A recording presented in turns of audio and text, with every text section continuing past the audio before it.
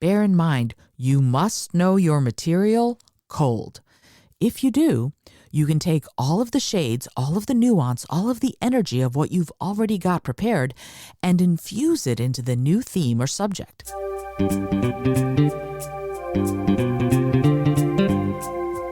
Hello and welcome to the Innovative Mindset Podcast. I'm your host, Isolde Trachtenberg. On the show, I interview peak performing innovators in the creative, social impact, and earth conservation spaces who are working to change the world. This episode is brought to you by Brain FM, which combines the best of music and neuroscience to help you relax, focus, meditate, and even sleep. And if you're liking the show, I would love it if you'd buy me a coffee at buymeacoffee.com/IsoldeT. See the show notes for details. And now, let's get on with the show.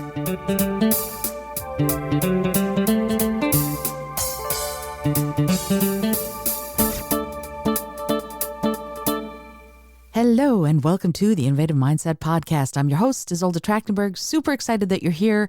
This is another Speak From Within Thursday where you can listen to the audiobook recording of the book Speak From Within, of my book, Speak From Within, How to Engage, Inspire, and Motivate Any Audience live, if you will. This audiobook is here every Thursday. You can go back to the beginning a few months ago and listen every Thursday and get the audiobook that way, because once I've recorded the audiobook on here, it's going away from the podcast. I'm going to be removing it from everywhere, and you'll only be able to get it on my website as a paid audiobook. If you want to do it free right now, this is the way to do it. I'm super excited to continue from chapter 16 when I talked about how I learned how to read palms at a lumber yard. And this is chapter 17, where we're going to continue talking about what we can do to solve other people's problems. All right, here we go. Chapter 13, what's your problem? So how do we do it? How do we give the people who are listening to us what they want, especially when we are ill-prepared to do so? At that lumberyard gig, I was able to bring my previous reading skills and knowledge to bear. But what if you have nothing? Here's the important thing about listening.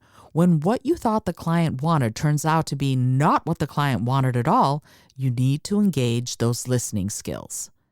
No, wait, let me back up. First, you have to get over your own issues and open your heart, mind, and ears to the other people involved. You must connect with them without your own ego coming to the party. When a client, or heck, anyone, tells you that you're doing something wrong, a certain amount of defensiveness is a natural reaction. If you've ever watched The Simpsons, you've probably seen Bart Simpson saying, "I didn't do it. Nobody saw me do it. You can't prove anything." The reason this iconic moment has been repeated so many times during the run of the show is because it's all too common in real life. We want to defend ourselves because anything else feels like admitting we're wrong, and that can feel terrible. But regardless of how it feels, we have to admit our culpability and fix the problem. We have to get over our own insecurities around looking bad or being wrong and make things right. I know, easier said than done. And yet we have to, don't we? If we mess up, we have to make amends personally and professionally, right? So if you've messed up, it's your responsibility to fix it. That makes sense. However, what if you didn't mess up? What if you're operating in good faith and you've adhered to the conditions and circumstances you knew about and they're still coming at you like you screwed up? In the moment, it doesn't matter. No one cares. You're stuck in the middle of the situation and you have to figure out a way to resolve it. And often, an irate client or customer is right in front of you. So not only do you have to take action to fix the problem, you must also be the cooler head. Think about it this way. Is your goal to be proven right, or is it to serve the other person's needs? And you might be right, no question. You might have the contract like I did at the lumberyard. You might have an ironclad reason for what you're doing. And still, you'll have to deal with the situation at hand. To resolve it and leave everyone happy, you'll need to step back from your initial reaction so you can give a measured response. And that means you have to release the need to defend yourself so you can focus on solving the bigger problem. When you're in the soup, stop and determine your goal. Take a second and decide your objective. Most importantly, try to do it from an unbiased, dispassionate place. Here's what I do to give myself a second. I change my physical point of view. If I'm sitting, I stand, and vice versa. I allow myself to view the issue from a different perspective. That way, I can see things differently and perhaps respond to them differently as well. Additionally, those few seconds of movement provide a moment to breathe and calm my thoughts. Once I have a bit more peace of mind, I move into problem solver mode and I operate from that place until we can fix what's wrong. As part of this process, I remind myself that the issue here is not with me and what I'm bringing to the table. The task at hand is to solve the problem so no one feels like a failure. And if you can solve the problem, you might be the hero of the hour. That's always a fabulous feeling. So if you find yourself in a similar situation, try the above perspective changing technique and see how it works. Even if you know you're right, take a minute to assess what's really going on with the client, then decide whether or not and how you will help. Bear in mind that they might not be in a place to appreciate your aid or the fact that you're helping them when you're clearly not at fault. Do this good deed for yourself, regardless of anyone else's actions or reactions. In this scenario, you're here to help. If you can see that there's really no greater reward than that, you will have already won.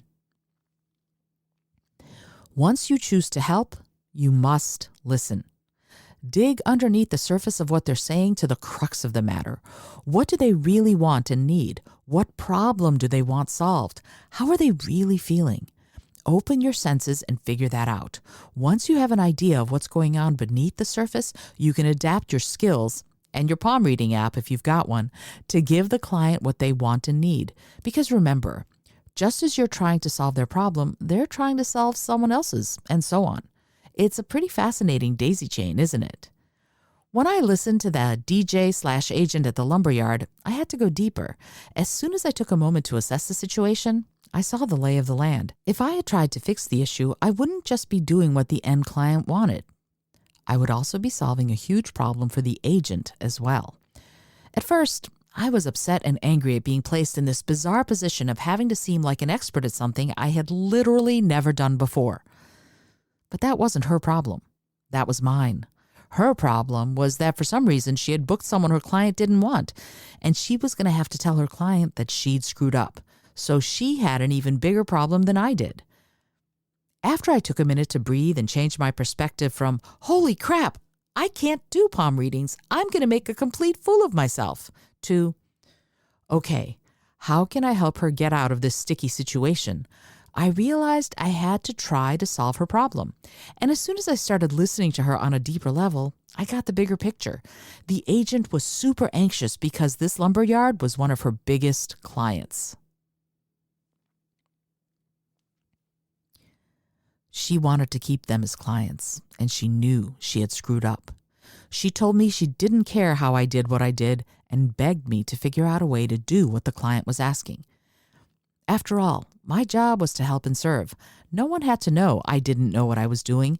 If I was completely terrible at palm reading, I was going to fall back on my theater background and make it all one grand game. The party guests were going to have fun one way or the other. Even if I had no clue how to read palms, I knew how to entertain them. And I did. I don't know if you've ever seen that wonderful video of Bruce Springsteen and the E Street Band pulling Chuck Berry's You Never Can Tell out of their hats because someone requested it. If not, here's a link to it. You're going to have to go right to the show notes page to do it because the link is long.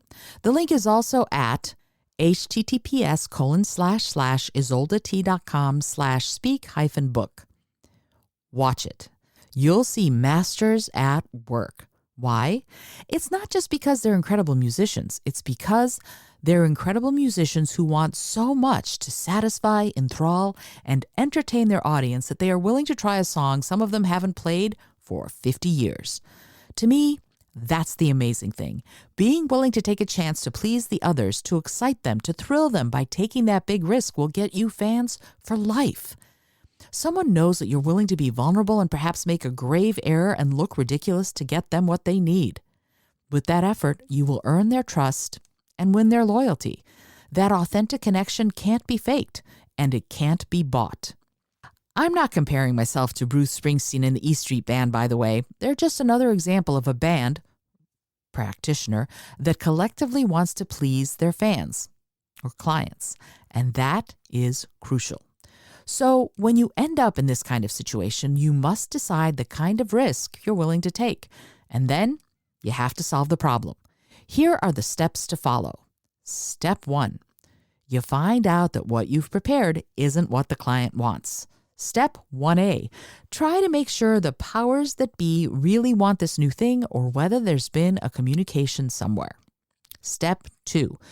If it does turn out to be a last-minute change on their part, you have to decide whether or not you're able to address their concerns. You might find that you can't make a change, or you might choose not to make one. If you're super invested in communicating what you prepared, then make that clear, particularly if you have the paperwork to back it up. Make all your apologies and do what you came to do. Step 2A. You decide you want to work with them and give them what they're saying they want. Excellent. Here's where you get to have some fun. If you're there by yourself, you don't have colleagues or bandmates. That's even better in some ways. Why? Because you get to think as wild and out of the box as you can. Step 3. Take a few minutes and speak to the decision maker. Ask that person exactly what they want, and don't just listen to the words. Listen to what's underneath the words. Listen to the intention. Watch for emotion, for their physical cues. Is this person feeling nervous, stressed out? If you can determine exactly why they've changed things at the last minute, you can figure out more about how to give them what they want and still do what you came to do. It's possible that you can modify what you had prepared while still satisfying the new request. In fact, unless you're a magician and what they want is someone who can teach a master class in opera, you ought to be able to modify by changing your focus. Bear in mind, you must know your material cold. If you do, you can take all of the shades, all of the nuance, all of the energy of what you've already got prepared and infuse it into the new theme or subject. You can color it. You can keep referring back to what they now want while still talking about what you started with. Here's what I do. I ask myself, if I were the person who knew how to do this cold, what would I say? What are the points I would strike? What are the themes on which I would touch? Step 4. Take a few minutes of alone time. By the way, did I mention that you need to arrive at any venue at which you are going to be presenting at least a full hour early? And this is only if you have nothing to set up. If you have any sort of setup, you will need to increase this by a factor of 3 or 4. Things change, and you might find yourself in a situation where the organizer begs you to change everything you had set up. The manner in which you handle those curveballs will build your reputation. Make sure it's the kind of reputation you want. The most crucial part of working with clients in public speaking or communication situations is identifying what the client really actually wants. In the case of the palm reading gig at the lumberyard, the client wanted everyone to be entertained. They wanted the big boss to get a reading that blew him away. So I made sure I did that. They wanted people to be amazed. I did that too. In order to succeed, I had to have enough prep and enough confidence in myself and in my skills to interact on a deeper level. I wasn't nervous or worried because I knew my stuff. That left me free to connect with everyone on the level where we are all just people with similar needs and desires. Once I tapped into that by listening and sensing what was happening with them, I gave them substantive and accurate readings that amazed them. My tools? Listen, connect, and communicate from that deep and vulnerable place we all have inside. That was the substance and the key. Everything else was for show. In the end, the evening was a success, but only the first part had been necessary to make it one. You might want to brainstorm some of this with friends, or you might want to brainstorm some of it yourself. In fact, let me get you started. When things have gone sideways with a client, step back, listen, assess, and ask yourself the following questions. What is it they most want, and what can I do to help them get it? At every stage, reiterate the question. Ask your client, too. Just remember that sometimes you need to be circumspect in how you ask, and other times you can be explicit. I sometimes phrase it like this. So let me ask you, what is it that you want to achieve here? And then I watch and listen. I use every sense I can to determine their goal. Were they excited or scared when they related it to me? Were they happy or anxious? If they want something and they're excited about it, you have a ton of leeway and maneuverability to help them get it. If they remain too scared or anxious, they might have other bosses to deliver to, and then you have to pay strict attention to how you proceed. I've been telling you to listen to what the clients want and then give it to them. So now it's time to learn how to take the information you're receiving and turn it into action. That's a very important lesson. The knowledge and the ability to transform that knowledge into action are two different skill sets, and they are both crucial to success. I hope you've enjoyed Chapter 17 of Speak From Within, of the Speak From Within audiobook. If you have, I would love it if you would leave a review of the show. Let me know what you're thinking about it. Let me know what you're thinking of the book. And please remember, the book is going away. These podcast episodes are going away once I am done recording this audiobook live for the show. It's actually going to be only available as an audiobook on my website, izoldat.com. And if you want to support the podcast and help me keep it going, I would also be super honored if you would buy me a cup of coffee. You can buy me a coffee at buymeacoffee.com/izoldat. It would be really great if you did, because again, this podcast is here to serve you. And also, I like my lattes with oat milk, just letting you know. Alrighty, until next time, this is Izolda Trachtenberg for the Innovative Mindset Podcast, reminding you to be bold, be creative, and most of all, be kind.